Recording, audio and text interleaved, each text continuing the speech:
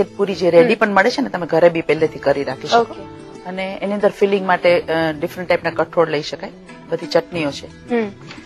અચ્છા, અને કોઈ પ્રી પ્રિપરેશન છે આમાં? તો હશે જેવું લાગે છે. શું છે? બસ કઠોળ છે બોઇલ કરી લેવાના, બાકી ચટણી એક બે રેડી કરવાની છે. ઓકે, તો ચાલો ઇન્સ્ટન્ટ છે, ઇન્સ્ટન્ટલી સ્ટાર્ટ કરી દો, ઇન્સ્ટન્ટલી પ્રિપેર કરી દો. ઓકે, સૌથી પહેલા એનું સ્ટફિંગ આપણે રેડી કરી લઈશું. આ મગ અને ચણા બાફેલા છે, અને બાફતી વખતે એમાં મીઠું એડ કરેલું છે. ઓકે, એ આપણે લેશું એક બોલમાં. કઠોળને જયારે બાફીએ છીએ ત્યારે કઈ રીતે બાફવા જોઈએ? વરાળે બાફવા જોઈએ કે પાણી એડ કરીને બાફીએ તો સારું? મગ વરાળે બાફી શકાય. ચણા ને એને આપણે કુકરમાં કરે તો વધારે બેટર થાય છે, કારણ કે સોફ્ટ જેટલા થાય એટલી વધારે ખાવાની મજા આવે છે. અને બંને તો કોશિશ કરવાની કે એમાં મીઠું નાખીને બાફવાથી અંદર પ્રોપર સોલ્ટી ટેસ્ટ આવી જાય. ઓકે, અને બંનેનું પ્રપોર્શન કેટલું છે? આ તો મેં હાફ લીધા છે. બાકી આપણે જે રીતે ઘરમાં ભાવતું હોય કે છોકરાઓને ભાવતું એ રીતે લઈ શકીએ. આમાં મઠ પણ એડ કરી શકીએ, રાજમા કરવા હોય તો એ બી એડ કરી શકીએ. એની અંદર આપણે બોઇલ પોટેટો ઝીણા સમારેલા છે એ એડ કરશું.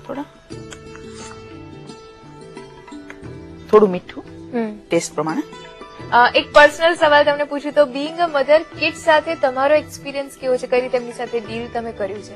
હિમાલી મારો સન સ્પોર્ટ્સ બહુ સારું રમતો, અને પ્લસ બહુ બધી એક્ટિવિટીઝ કરતો. તો હંમેશા એ આવે ત્યારે થાકેલો હોય, અથવા છોકરાઓ બહારથી આવે ભણીને આવે તો થાકેલો હોય, તો ત્યારે તો એ લોકોને બહુ સિમ્પલ ફૂડ ખાવાનું ઈચ્છા ના થાય, કઈક ચટપટું કેમ કઈક મજા આવે એવું ખાવા જોઈએ. તો ત્યારે એવી કઈક ફેન્સી આઈટમ બનાવીને આપો, ભલે એમાં પછી થોડું ન્યુટ્રિશિયસ તમે વસ્તુઓ એડ કરો, પણ કઈક ડિફરન્ટ કઈક પ્રેઝન્ટેશન સારું કઈક ફેન્સી બનાવીને આપવાથી એ લોકો ખાઈ પી લે છે. પ્લસ હંમેશા દૂધનો ગ્લાસ આપવાના બદલે દૂધમાંથી નવી નવી ટાઈપના ડેઝર્ટ્સ બનાવી દો, સેમ મિલ્કમાંથી. તો એ પણ મિલ્ક તો જશે જ એના પેટમાં એક બીજી રીતે. તો એવી રીતે અલગ અલગ દઈશું. વસ્તુનું ફોર્મ બદલતા રહે. ઓકે, આ હવે કઠોળ અને બટેટા આપણે મિક્સ કર્યા છે.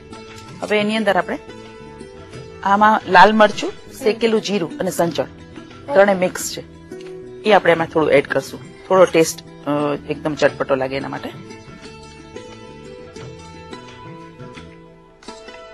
એટલે એઝ ઇટ ઇઝ પણ સર્વ કરવું હોય તો કઠોળ ના ખાતા હોય તો એમાં બીજા ફ્રાયમ્સ ડિફરન્ટ ટાઈપના ને એવું એડ કરીને પણ તમે દઈશું.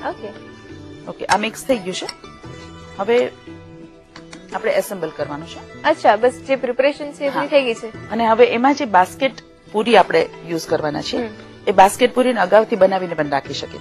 અને બનાવીને જો ફ્રીઝમાં કન્ટેનરમાં રાખવાથી 10-15 દિવસ સુધી સારી રહેશે. અચ્છા, બહાર ઇઝીલી મળી જાય છે ને ઘરે પણ રેડી કરી શકે છે? હા, બહાર પણ મળી જાય છે ને ઘરે પણ કરી શકીએ છીએ. જો ઘરે બનાવી હોય તો ઘઉંના લોટમાં અથવા મેંદાનો છે બી લો, અથવા હાફ બી લઈ શકાય. એની અંદર મીઠું અને ખાલી પાણીથી લોટ બાંધી લેવાનો, એમાં મોણ નાખવાની જરૂર નથી, તો એકદમ ક્રિસ્પી થશે.